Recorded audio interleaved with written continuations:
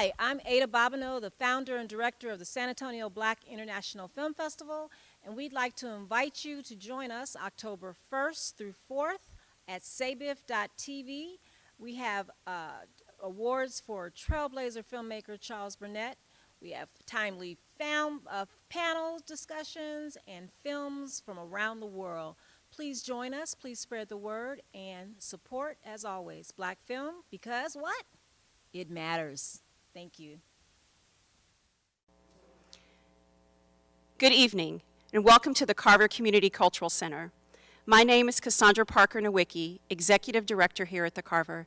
And on behalf of the Carver, we'd like to welcome you to the opening night of 2020 San Antonio Black International Film Festival. We at the Carver are so honored to partner with SABIF in this year's festival as we share a common belief in the power and importance of sharing our stories, whether through film or other artistic expressions. The Carver has a long history here in San Antonio, dating back almost 100 years as the cultural hub for San Antonio's East Side and African American communities. Today, we exist as a multicultural, multidisciplinary performing and visual arts center. We bring artists from around the world to perform here on this very stage. In addition to that, we also offer a host of education and community engagement opportunities. So I hope that the next time you're in San Antonio, you'll check us out, come by and visit. In the meantime, to learn a little more about the Carver, our history, and what we do today, visit our website at thecarver.org. I hope that you'll join us in the future for one of the performances, and I'm happy to share with you now some insight into some of the things that will be coming up for us in the upcoming season. Thank you again, and enjoy the festival.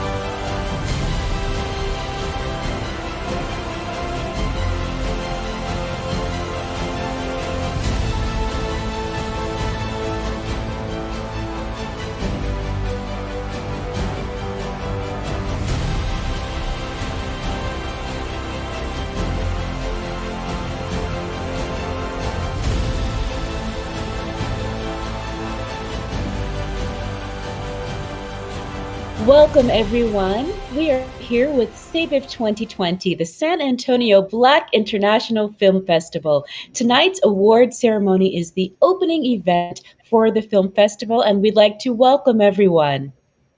Welcome, everyone. Here I'd like to bring up Ada Babineau, who is the founder of the San Antonio Black International Film Festival 2020. She is here live with us from the Carver Theater located in San Antonio, Texas. Ada, straight to you. Thank you very much, Shatar. We are so happy to be live with you, virtually, of course, at the Carver Community Cultural Center in San Antonio, Texas, a wonderful cultural hub on the east side of our community. So if you're ever in San Antonio, please look at their carver.org, the carver.org site, and definitely check out their schedules. Again, my name is Ada Babineau. I am the founder and director of the San Antonio Black International Film Festival. And as part of our mission to be a vehicle to support and advocate for quality Black films and filmmakers, international in scope, we are pleased in our second year to be able to introduce our Ankh Achievement Award. And Ankh is a symbol in the Kemet or Egyptian culture that means life. It's a symbol of life. So the Ankh Achievement Award that we offer to filmmakers who have a proven track record of being committed to advancing Black cinema by their profession, whether it's directing, writing, cinematography, costume, all of those above. We're going to be giving out awards each year to commemorate and to celebrate their achievement in Black cinema. So this year, we are so excited and grateful to present our Ankh Award to Charles Burnett. And Charles is just amazing visionary filmmaker from Vicksburg, Mississippi, initially from Vicksburg, Mississippi. moved to Los Angeles, California, eventually went to UCLA film school when he discovered film and documentaries and all of that. Back in the 70s, there was the UCLA, filmmakers that joined together, band together to pretty much really delve into what is Black cinema. And putting together, their mandate was really just to put together films that spoke to their reality, because that was when Black exploitation was out.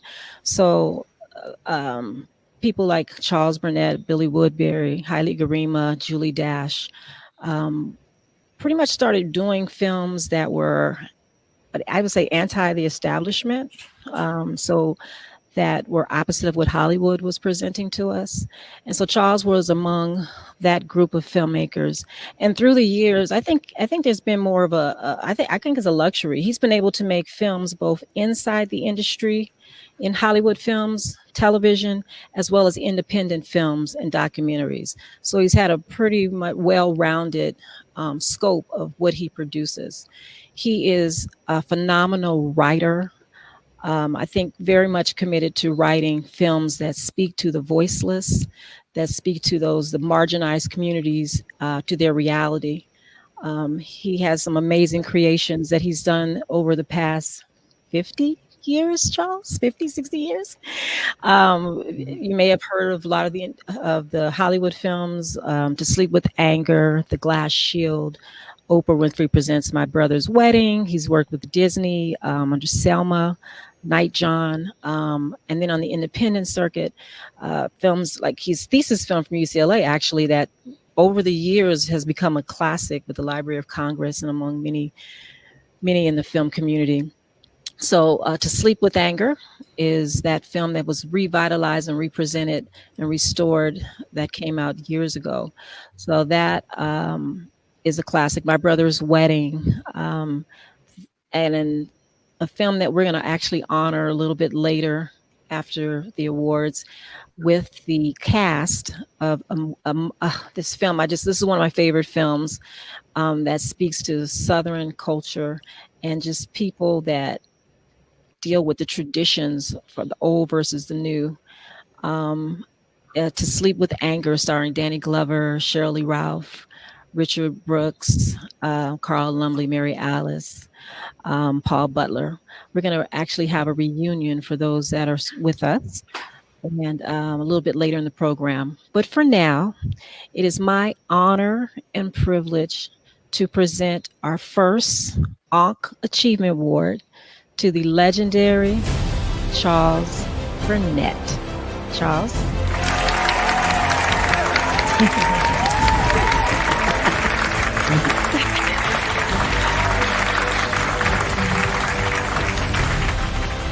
Thank you very much. It's an honor and a great pleasure to be here in a sense. It's when you're in filmmaking, particularly Black independent filmmaking, it's such a strange world, because it's always searching for the next project and having to overcome all these rejections continuously. And you hope that awards like this would encourage other young filmmakers to continue to fight, because that's what it's all about, is staying in there and having principle and knowing that what you want to make and how it's going to help the community, and work toward that goal. And these awards really help and making it all worthwhile. So I really appreciate this award, and thank you very much. Well, Charles, you know what? I mean, we are just grateful. I mean, usually when you get to be a certain status, we're like toddlers in our toddler stage. But when you get a certain status, usually you don't have time to deal with the little folks. And I think throughout your career, you have been someone who not only embraces and acknowledges through your work the little folks, you bring their stories to life. And I think that's so important. But yet, I mean, like a lot of folks don't even know who the heck Charles Burnett is. You're like this quiet giant that is behind the scenes. I mean, with the amazing talents of cinematography, photography, directing, writing, producing, and making your way to be able to go in and out of Hollywood to, for those next jobs. Like you said, it is hard. It's like being a dancer for an audition. Every time you finish a film, you have to start over again. So it is hard. But did you have any inkling, when you were thinking back when you were like at UCLA in the 70s, that your career would have taken the twists and the turns that it has and taken you to the places that you've gone? Can you talk about that? No, when I was in UCLA in the 60s, the idea of being a Black independent filmmaker didn't exist in a sense. And even though there were people like Oscar Micheaux who've been making films since, the 1920s, and truly an independent filmmaker, because he was one of the first at four-wall film. And he was making films when, they just didn't have any Black independent producers or directors at the time. And so he was a phenomenon. And I think young filmmakers should look at people like Oscar Micheaux, who did it on its own, really, with no support hardly at all. And but when I was going to UCLA, they didn't have the notion that being a Black person that you can make an independent film or a studio film and make a living at it. In fact, I never really discussed with my parents or my people in my neighborhood when I was shooting in the neighborhood and making films. I never told them that I wanted to be a filmmaker, because it was something they would probably laugh at. You want to be a filmmaker? It doesn't. I mean, to be a doctor or something like that was more something that was attainable. But the filmmaker was like saying at that particular time, like I would like to go to Mars or something like that, be the first astronaut. It just didn't, unless you had an uncle or some relative in the business. Yeah, that might have helped, but for Black people, it just didn't exist. And but what made it really workable or possible and was the fact that when I first went to UCLA, there weren't hardly any Black people of color going there, attending school there. It wasn't until we had a number of minority students enrolled at UCLA that gave each other support that made it sustainable and possible for us to think that, well, we could make films, but for me, I thought it was going to be like a hobby, just do it on the weekends or something like that, but not making a living off of it or out of it. And even to this day now, you sort of wonder, is it viable? And I consider myself somewhat lucky because I've managed to make a living making films, independent films, but it's been a hard road. If I know then what I know now, I'm not so sure if I would have hung in there. But it's all worth it looking back on it. It's something that it had its moments, and one of the rewarding thing about it is that some of the films I made, people have come up and said, particularly Killer Sheep, someone said to me, when I saw this film, it really changed my life. It really opened up the notion that I can make a film and that and tell my stories. And so that, looking back, that made it all worthwhile. For someone to come up to you and say, you changed my life. That's what it's all about. How does that feel when people come up to you with that? Well, it's really interesting because it takes a lot of money to make a film. And for independent film, it's a lot less, but still it's a lot of money, comparatively speaking. And you say, well, this film has to be worth something in order to justify spending that kind of money on a film. And there's much more need for the money. There's so much homelessness now and people out of work and so forth that it would be more,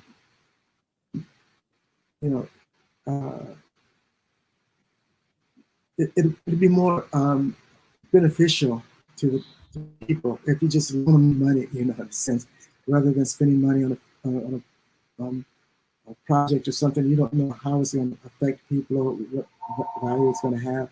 But so what you do is you try to put everything in the film that would have some sort of meaning or affect a positive way of for people to make it in society. You know? So it has to have those components to it in order to for me to be worth making. You know? Otherwise, I think maybe things might have been more of a challenge just trying to make films that speak or have some type of social relevance to you, to your community. I mean, has that been a harder road because of the type of films that you've chosen to write, to produce, to direct? Because you have to well, sell that to people that you're trying to get money for to make these films.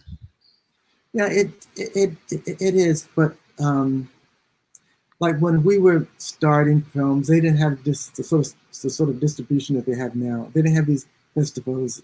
They get the films out there to the public, and so they know that you know there are people out there who are working for your best interests.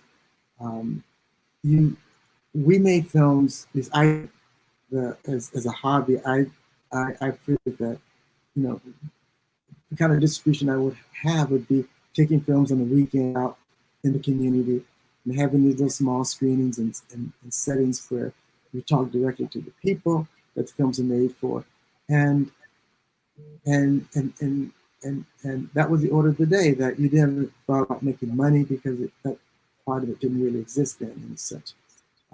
So it was going to be something that was there was no particular gain necessarily. It's going to be a dialogue, carrying this dialogue. It was a means for social change. It was a tool for social change, and I think it came out of that was that civil rights movement and things like that in the '60s. That you were part of the movement, part of the change, and so that's all you thought about. Everyone was doing something for someone else's benefit in that way, for the community's benefit. I mean, Hollywood had crippled us in so many ways and creating this negative images of who we are. We didn't have a voice, and so our job was to change the narrative, create our own reality in a sense, and communicate to our people that that we are a part of humanity, and we do have stories to tell, good stories. I mean, there's so many stories that needs to be told. I mean, the slave narratives have so many wonderful stories in there about courage, about strength, of who we are as people, where we come from, and where we will be going. And so those are stories we need to, to sort of take upon ourselves to tell these stories and honor these people that Those are also slaves. stories that are hard to see the light of day. Oh Like yeah, I'm sure you have gazillion scripts sitting that didn't get the funding, that didn't sell to a particular studio or that you didn't get the money for. So how do you maintain your resilience to keep going at this? well, I think now with festivals like this, is sort of like honor, you know, uh, filmmakers such as myself and Haile Devine, Julie Dash, and all these people, Alile Larkin. It really helps them to have confidence in themselves as a director and as a storyteller, and also tells them that there is an audience out there for our films, that we have to be aware of continuously, because that's where our support comes from. That's the reason why we make films, and so it's that. And I think with this new technology, it's even more rewarding, and you're able to get your films out there a lot more than you did in the 80s and 70s and 60s on back, when if you made a film, if your film didn't have a uni seal on it, it wasn't going to be shown in the theaters. Now, you can stream things like you guys are doing now, all sorts of things, getting your films out there. So you can create an audience, and there's more people now aware of Black filmmakers and stories that needed to be told. And you get something that was really remarkable, like the Black Panther, for example, that screened last year, year before that. And no one thought this film was going to make $1 billion, And now because of that, now people realize that there is value, financial value, rewards, and telling a story, a Black story, and that there is an audience that's willing to pay that kind of money to come see these films. Okay. Was there anybody in the audience that wanted to ask a question before we actually give the award? We did this backwards. The mic's on. Charles, we are very excited to be able to bring the cast of To Sleep with Anger together in a little bit.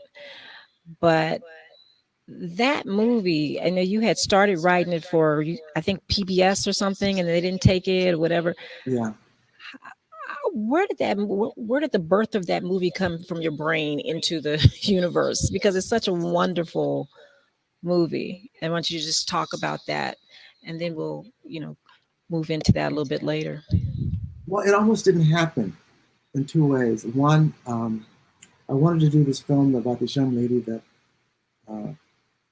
was killed by these gang members in my neighborhood. And she was going to City College and taking police science, and I was going to City College at the time, taking electronics before I got into filmmaking. And it was such a horrendous thing that happened, and I wanted to do a story about this young lady who had been portrayed by the police and everyone, because they encouraged her to come forward and be an eyewitness and testify against this gang member person. And then they, for some dumb reason, put all of her details in the newspaper, and where the gang members knew that this person exists, and they killed her. And I thought that was just horrendous. And then the person who killed her was actually this guy's brother, who there was another eyewitness to that killing. And somehow the police let the fact that there was going to be another eyewitness to tell us what happened to this young lady. And it's just one tragedy compiled after another. And so that's what I wanted to do. And so when I approached CPB about it, we had agreed to start the project, and they were going to fund it. But then they had different ideas about what the project should be about. They wanted it to be more of a Hollywood kind of a thing. And I said, no, you can't do that, because this is a true story. And so we got into arguments over a period of time. And I said, well, let me do something that's totally imaginative, and it wouldn't affect me too so much if you did put your hands in the pot, whatever. And so I started writing Sleep with Anger, and the same thing started to happen. They started wanting to change things and make it into like sort of a Hollywood kind of film.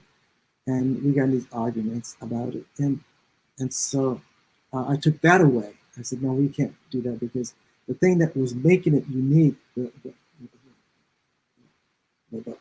Black folklore element of it, they wanted to take out. And so we parted ways on that. And so I just happened to get this call from Kadi Chubb, the producer, who wanted to know what I was doing. And I told him I was doing this script that no one wants. He said, well, can I see it? And I said, sure. And so he saw it, read it, and liked it. He said, well, let's try to find the money for it. And he did, got Ed Preston involved and people like that. And we got the money from Sony Video Services. And this is before Sony bought Columbia. And then we found out that if we would have waited longer, Sony wouldn't have financed it, because they were going into more commercial films. And so, but it wasn't until we had the script, trying to take it around to find money for it. No one wanted to do it. We didn't have any actors in the film at the time, or committed to make the film. But it wasn't until Danny Glover got involved in the film, that then they looked at it as a film. Oh, this is a movie now. And so with Danny Glover's participation in it, we got Sony's commitment to make the film. And so that's how that came about. Okay. Well, we can't wait. We can't do the live stream of it. So we're going to have to send people to watch it, do watch parties on Amazon, and then come back for the reunion at 7 o'clock. tonight. I do want to present you with the award. We will definitely put that in the mail. The new normal Wow. post COVID. Thank Okay, you. wow. So we do have the Charles Burnett Ankh Award. And we thank you, Charles Burnett, for your lifetime work in the advancement of Black cinema. Okay, Thank you. Thank get you. that to you. And we thank you, Charles. We appreciate your work. We appreciate you. And we will see you in a little bit with the cast of To Sleep with Anger. That'll be Be great. blessed. Thank you so much.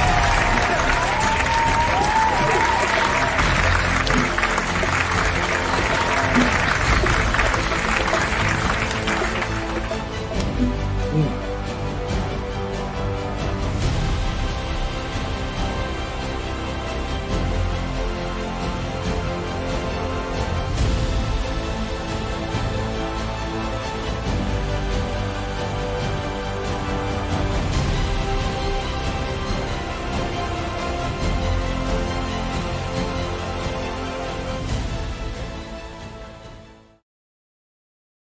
Hi, I'm S. Triano Berry, filmmaker, writer, and a retired film professor from Howard University.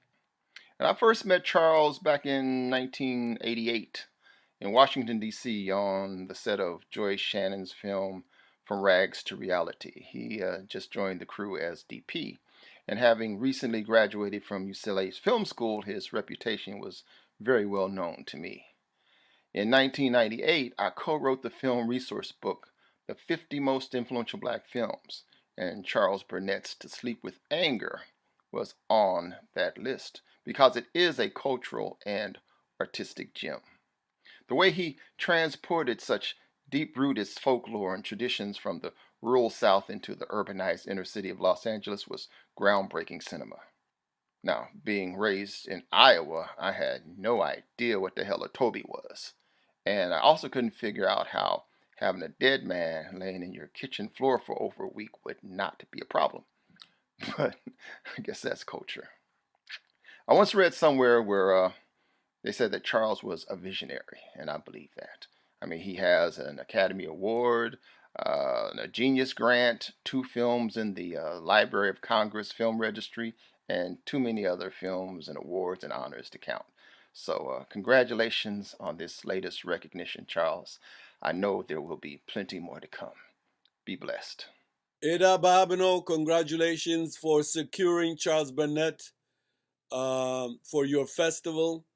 He's a very important filmmaker, and I just hope the San Antonio, Texas community come out in Rhodes and partake the most gifted Black filmmaker of this time of our time. So good luck. Congratulations again to you too for this very important film festival. I just hope especially the African American community turn up in thousands to meet him. Take care. Bye-bye. Charles Burnett. I guess Charles and I go back to Haile Greenman's class at Howard. Even before I even met him, Haile used to show Charles's films, past films, Killer Sheep, My Brother's Wedding, in class and talk about Charlie, Charlie, Charlie all the time. And finally, when Charles was in town, Haile brought him in, and I think he showed some dailies from whatever his latest film was, To Sleep with Anger or something. And so that's where my relationship with Charles began. So you can say that my filmmaking infancy began with Charles Burnett and continues today. I'm so happy to be able to say something about Charlie and To Sleep with Anger, both as a filmmaker and as a film viewer. I have to say that I've always admired Charlie's work because of its relationship to really good literature. His texture, appreciation for nuance has always been for me something that's heartwarming and hits me down deep in the way that good literature does. And as a filmmaker, that's been very important for me to see, because even though I do documentaries, I feel like I can still take that kind of time for intimate feeling. And To Sleep with Anger is an example of that. It was incumbent upon us to tell our story, our narrative in our own way. And so my interest in film and my ideas came from that period. You wait just 1 minute. You're talking about be a man, stand up. Don't you know it's more to it than just with your fist? I'll do whatever I can to keep him out of trouble. I'm telling you, Harry is nothing but evil.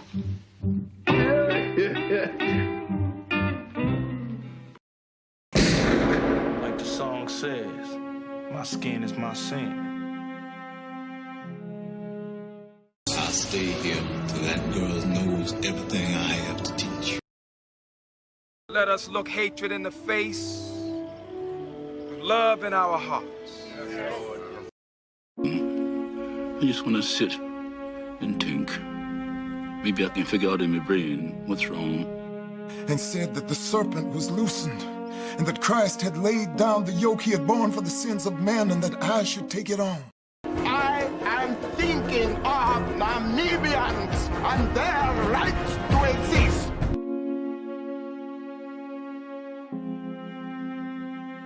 I just hope that some of the things that I've done will stay around for a while and say something, make a difference.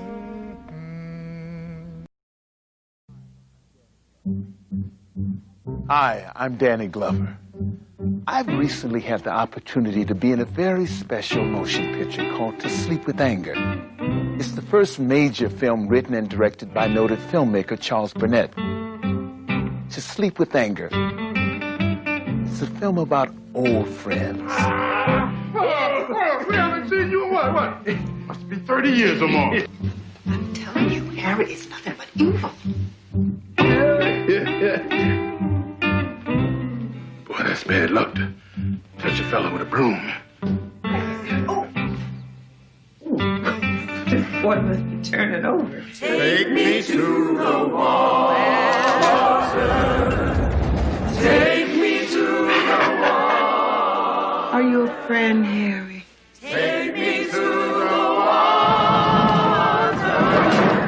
To be found. All right now. I said that if Harry sets foot in this house one more time, that I'm taking Sonny and leaving. And just as I said that, who do you think is coming up the steps? Harry.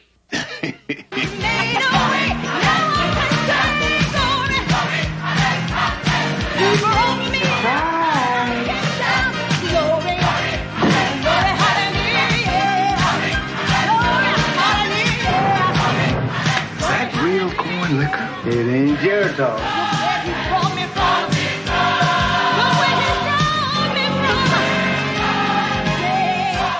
Harry. You know, you remind me of so much that went wrong in my life.